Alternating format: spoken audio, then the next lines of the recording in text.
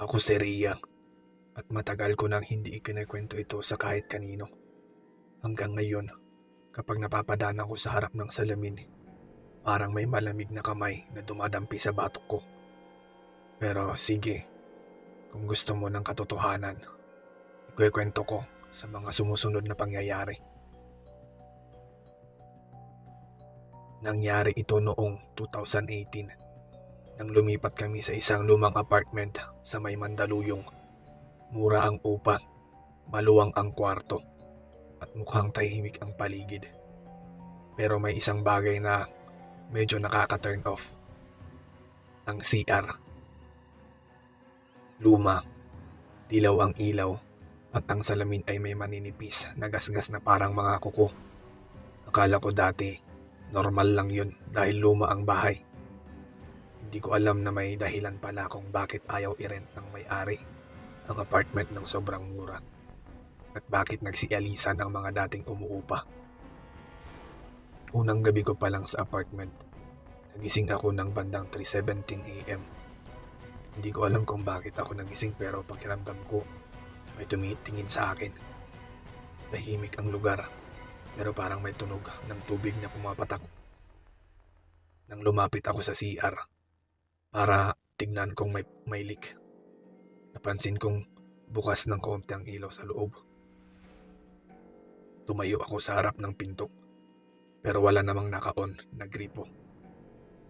Nasara ko na sana ang ilaw nang biglang sumasalubong ang malamig na hangin mula sa loob. Hindi ko yon pinansin. Pagod ako. Sa pilitan kong pinatay ang ilaw at bumalik sa kama. Pero bago ko isara ang pinto, parang may umaalingaw-ngaw na bulong sa salamin. Hindi ko mawari kung imahinasyon ko lang ba. Pero ang hina ng bulong, parang babae. Parang nagmumula sa loob mismo ng salamin. Sabi, "Wag." Isang mahinang, basang-basang tinig. Napakagaling ko sa pag-iwas noon kaya hindi ko yun pinansin at binaliwala. Sumunod na mga araw, tuwing maliligo ako, napapansin kong parang may anino sa likuran ko sa salamin. Wala naman akong kasama. Nakasara ang pinto. Ako lang.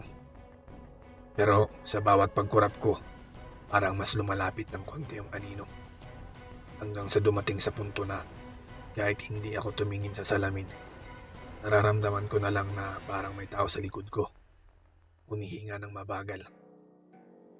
Sabi ko sa sarili ko, baka stress lang ako. Baka pagod lang ako. Baka guni-guni ko lang. Yan ang lagi kong sinasabi sa sarili ko. Pero isang gabi, may nangyari na hindi ko kayang tawanan o pakawalan pa.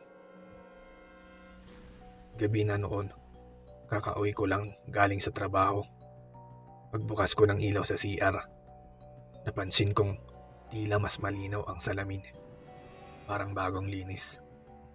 Hindi ko naman nililinis yun.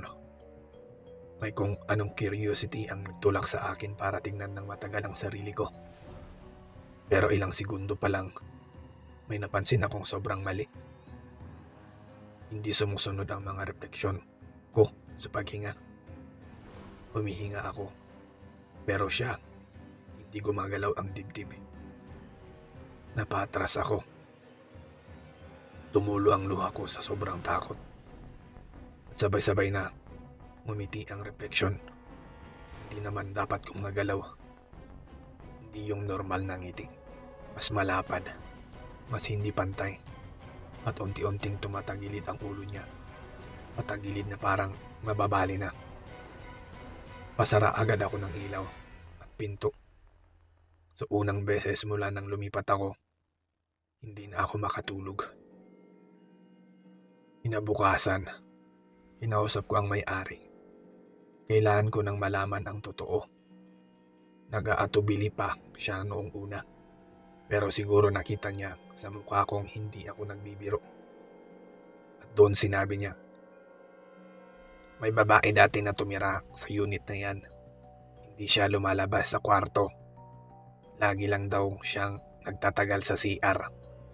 Hanggang isang araw, Nakita siya ng mga kapitbahay. Nakaharap sa salamin. Hindi humihinga. Sabi ng pulis, nag-collapse lang daw. Pero sabi ng mga kapitbahay, may naririnig daw silang tumatawa sa CR kahit wala namang tao. At ang salamin, yan ang ayaw niyang pakawalan. Parang parte ng katawan niya. Di ko alam kung anong ibig sabihin ng matanda.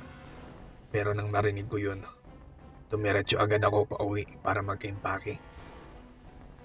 Doon, nagsimula ang pinakamasamang parte. Habang nag-iimpake ako, biglang pumutok ang ilaw. Namatay ang kuryente. Dilim. Mula sa loob ng CR, may kumakalabog ng malakas. Isang tunog na parang may bumangga sa pinto mula sa loob.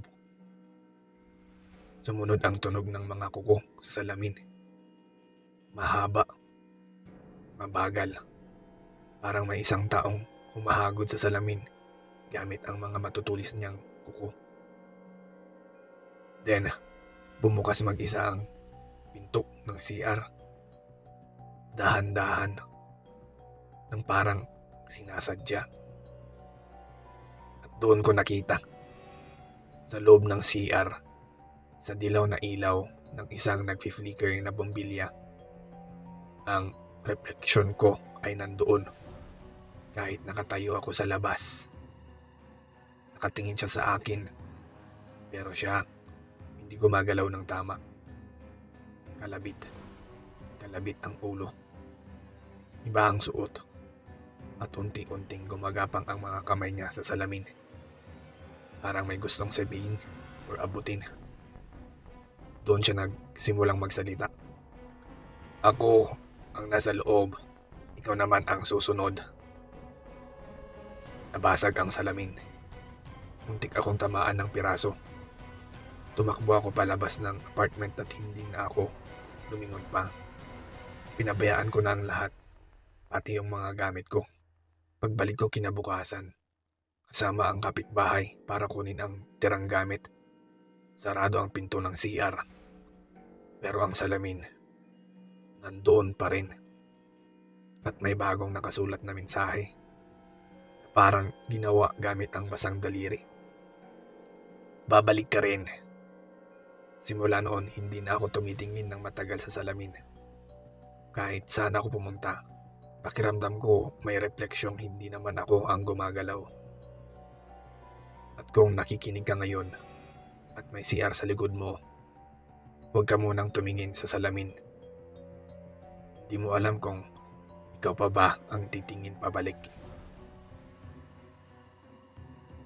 Hindi ko na talaga napigilan ang kaba. Pero kailangan kong kunin ang ilang gamit kasama ang kapitbahay ko. Naglakad kami patungo sa apartment. Pagdating namin, tahimik ang lugar. Muntikan na akong hindi makahinga ng maluwag nang makita kong sarado pa rin ang CR. Pero may kakaiba. Ang ilaw sa loob ng CR. Kahit patay ang kuryente. Parang kumikislap na maladagat ang liwanag. Dahan-dahan. Parang may umahaplos sa bintana. Rhea, baka mas mabuti kung hindi na natin ito tinitignan. Sabi ng kapitbahay. Pero alam mo na, tinatakot ang curiosity ang takot. Paglapit namin, napansin namin ang mensahe sa salamin. Hindi lang ikaw ang babalik. May bago ring nakasulat na parang mas agresibo at mas malinaw. Huwag kayong magtatagal. O ako ang magtatagal sa inyo. Tumigil kami. Ngunit bago ko maisipang umatras, may narinig akong hinahagod na kuko sa salamin. Hindi na mabagal, mas mabilis, mas mabigat. At parang may bumubunganga sa loob ng CR. Mga boses na hindi ko maintindihan. Nagmumula sa mga salamin. Sa unang pagkakataon, nakita ko siya lumalabas sa refleksyon. Hindi lang nakatingin. Unti-unti siyang lumalabas sa salamin. Parang nagiging tunay na tao. Maaari mong isipin, hindi iyon imposible. Pero nanood kami ng kasama ko. Nakatingin kami sa parehong panaginip na iyon sa buhay. Lumapit siya sa salamin at naramdaman ko ang malamig na hangin. Parang may nakadikit sa leeg ko. Rhea, halika. Boses niya. Mahina, ngunit may halong panggigigil. Tumakbo kami palabas. Ngunit kung anong lakad namin sa hallway, naririnig ko pa rin ang refleksyon niya sa bawat salamin na nadaraanan namin. Kahit ang maliit na pampadulas ng elevator ay parang may nagbabantay. Nang makarating kami sa labas, pakiramdam ko ay sinusundan pa rin niya ako. Sa bawat refleksyon ng bintana, sa bawat salamin ng sasakyan, sa bawat gilid ng kalsada.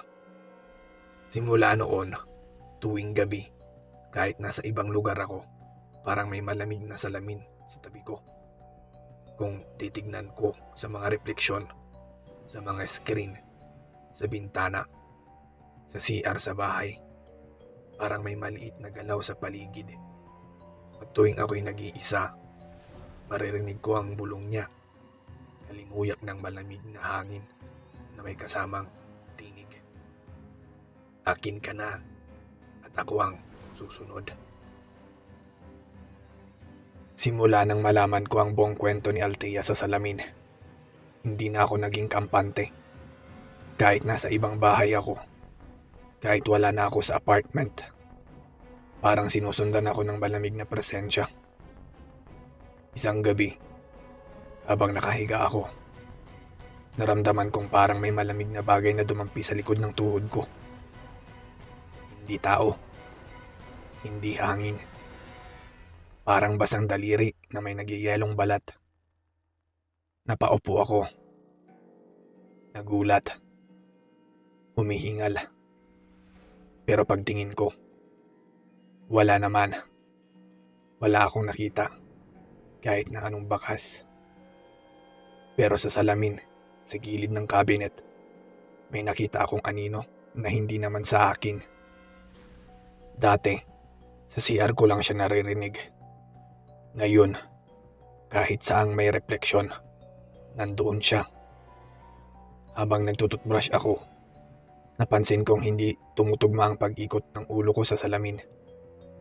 Kapag tumango ako, nananatili siyang nakatingin. Kapag humihinga ako ng mabilis, hindi gumagalaw ang kanyang dibdib. At mula sa refleksyon, nakita kong gumagalaw ang kanyang bibig. Pero wala akong naririnig. Nakalapit ako at doon ko narinig ang mga mahinang tunog. Isang tunog na parang punit na papel na binubulong sa tenga. Hindi ka makakatakas. Nasa iyo na ako. Isang gabi na naman. Nasa CR ako. Naglalagay ng tubig sa balde. Walang kuryente sa lugar namin dahil may nasunog na transformer. Dapat tahimik lang ang lahat. Pero ang ilaw sa CR, kumikislap. Parang pilit na nag-on kahit patay na ang linya. Alam kong hindi dapat gumagana ang ilaw. Pero kumikislap ito. Na parang may ibang nagpapakilos. Unti-unti kong nilapitan ang salamin. At habang papalapit ako, parang lumalabo ang paligid. Parang may humihila sa akin papasok. At doon ko siya nakita. Mas malinaw. Mas buo. Mas totoo. Hindi na siya refleksyon. Hindi na siya anino. Nakangiti siya.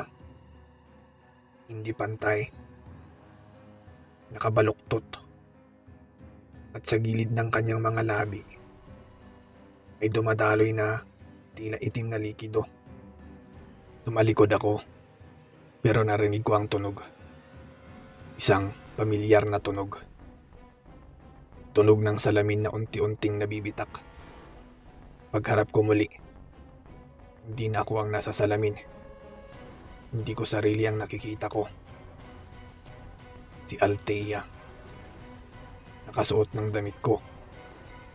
Nakatayo sa posisyon ko. Pero ang mga mata niya, puro itim.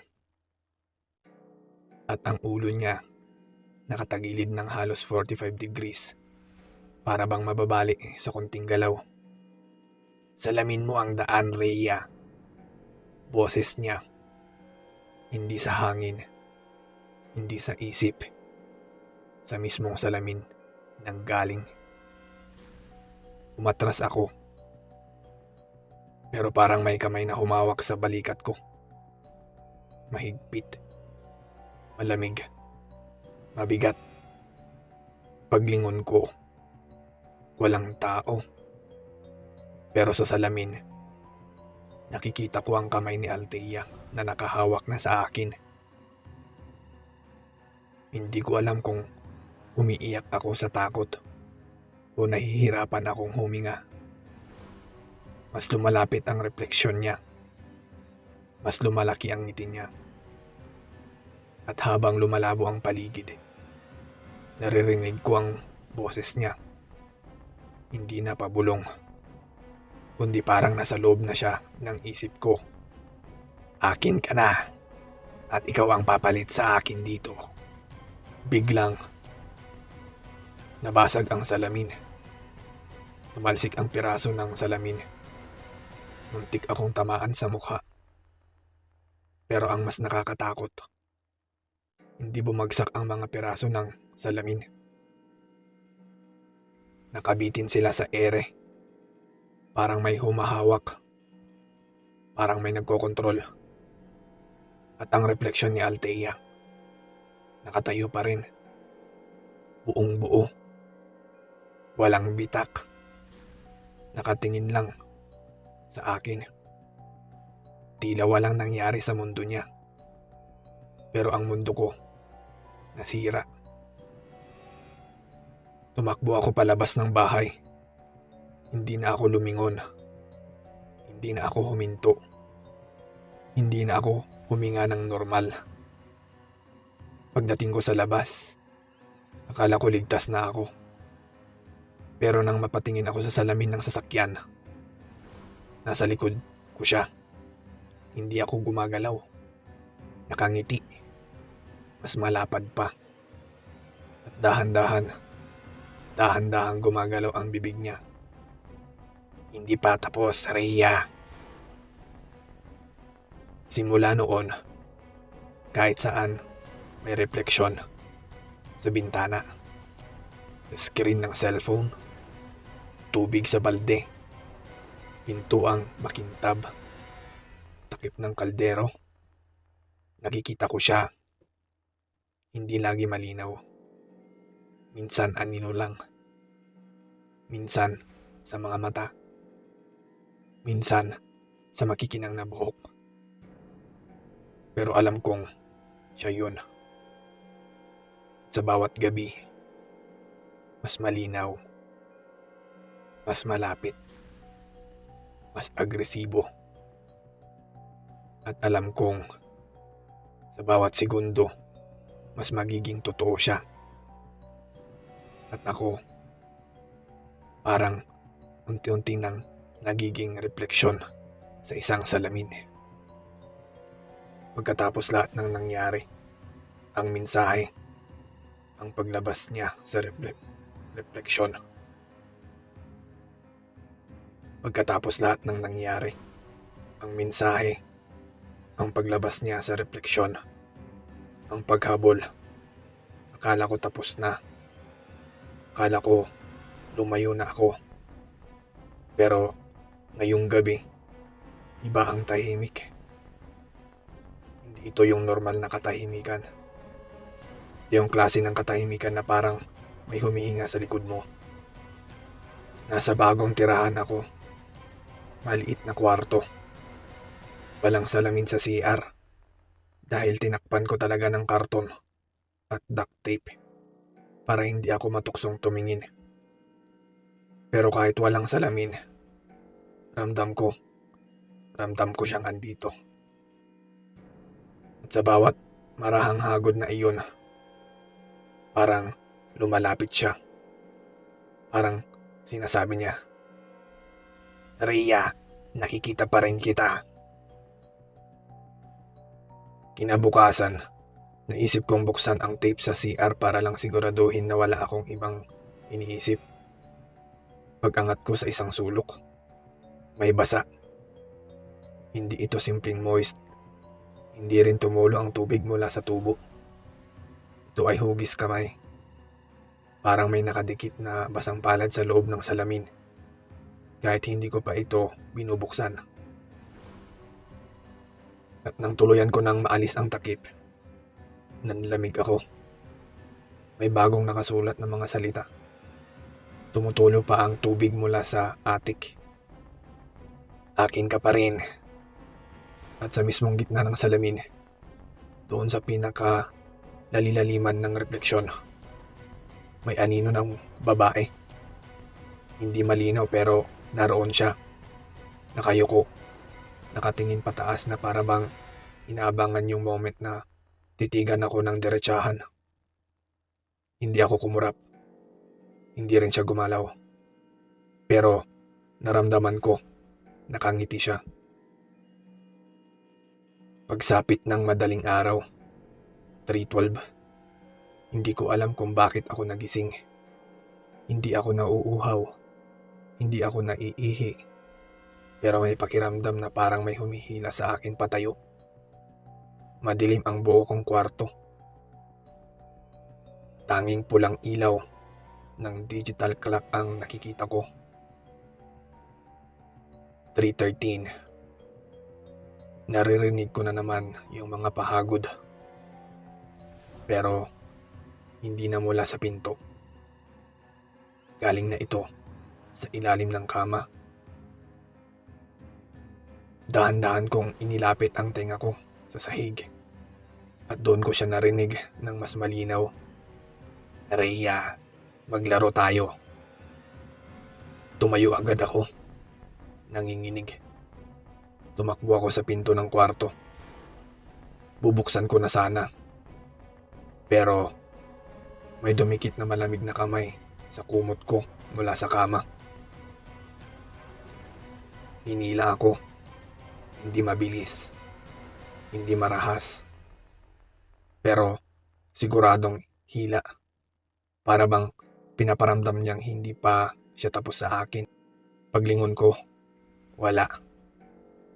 Pero may lumalabas na manipis na kamay mula sa ilalim, papunta sa gilid ng kama.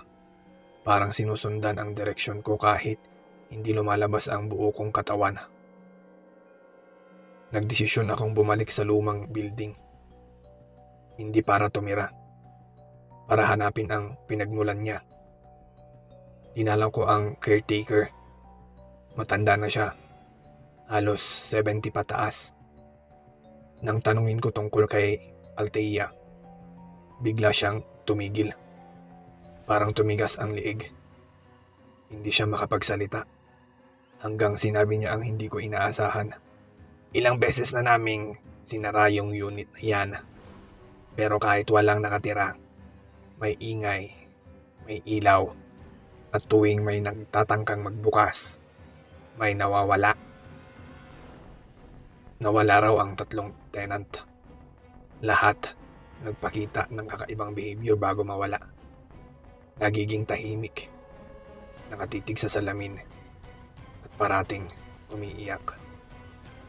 At si Althea raw, hindi lang basta babae. Isa siyang sumubok ng ritual ng paghihiwalay ng kaluluwa para manatili ang presensya kahit mawala ang katawan. Pero nagkamali siya sa oras. Mali ang chant. At nalak daw ang kaluluwa niya sa unang bagay na nakaharap niya. Ang salamin sa CR. Pag uwi ko, hindi ko na siya naririnig sa ilalim ng kama. Pero naririnig ko siya kahit saan. Sa likod ng TV. Sa reflection ng cellphone ko. Sa pintuan ng microwave. Sa salamin ng elevator sa building. Minsan, kahit sa mga mata ng taong kaharap ko, parang may ibang silwate na nakasilip doon. Hanggang isang gabi, habang nagtututbrush ako, nakalimutan kong may takip ang salamin sa bagong CR. Unconscious lang, tinanggal ko ang tape para ayusin. At nang tumingin ako, si Althea, hindi na siya anino, hindi na siya blur. Buong-buo na ang kanyang katawan, maputla. Basa ang buhok, nakangiti na parang bata. At may mga matang walang puti. Itim lahat, parang butas. Pero hindi siya gumagalaw sa refleksyon. Hindi siya lumalapit. Hindi siya lumalabas. Pero ang tunay na terror, ang refleksyon ko, hindi na kumikilos. Ako yung nasa salamin, nakatitig lang sa akin. Habang ako, sa totoong mundo, nanginginig na tumatabi pa atras. Rhea, bulong niya, mabagal, alumanay. Parang matagal niya na akong kausap. Hindi ka na makakaatras.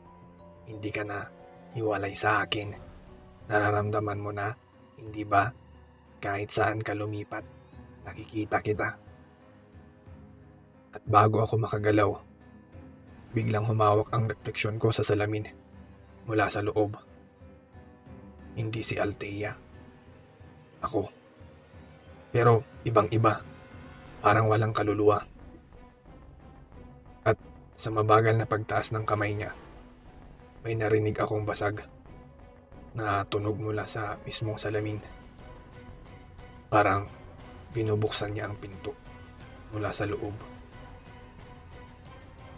Hindi ko na alam kung paano ko ito ipagpapatuloy. Pero ngayon, sinasabi ko ito. Sa tabi ko, may manipis na aninong dumadaan sa dingding. At naririnig ko sa salamin sa CR, kahit nakatape ulit, ay parang sinusubukan niyang buksan. Hindi ko alam kung hanggang kailan ko pa kayang takasan si Althea. Pero sigurado ako sa isa. Hindi pa tapos ang kwento. At hindi pa siya papayag na magkaroon ako ng huling salita. Simula nang subukan ng ibang ako na lumabas sa salamin, hindi na normal ang araw-araw ko. Kahit hindi ako tumingin sa CR, naririnig ko ang basag-basag na tunog nito gabi-gabi. Hindi basag na parang may nahulog, kundi yung basag na parang may gumagapang sa loob ng salamin. Minsan, mahina lang. Parang kiliting tunog. Pero minsan, bigla itong lumalakas na parang gusto na talaga niyang mabitak palabas. Ang mga kinakatakutan ko, hindi na si Althea ang nakikita ko sa tuwing nakikita ko ang mga anino. Ako na. Pero hindi ako. Ako na walang puti ang mata. Ako na laging nakangiti. Ako na tilang mas sabik lumabas kaysa Althea. At sa tuwing napapatingin ako, sumusunod ang refleksyon sa galaw ko. Pero may delay. Parang nag-iisip. Parang pumipili ng tamang sandali. Ilang araw matapos iyon, nagsimula nang makaramdam ang buong building. Una, nag-out ang kuryente kahit hindi naman brown out sa lugar. Pangalawa, may mga kapitbahay na nagsasabing nakakarinig sila ng babae sa hallway kahit wala namang lumalabas sa CCTV. At isang gabi, may kumakatok sa pinto ko. 3 beses. Mabagal. Parang pinag-iisipan bawat katok.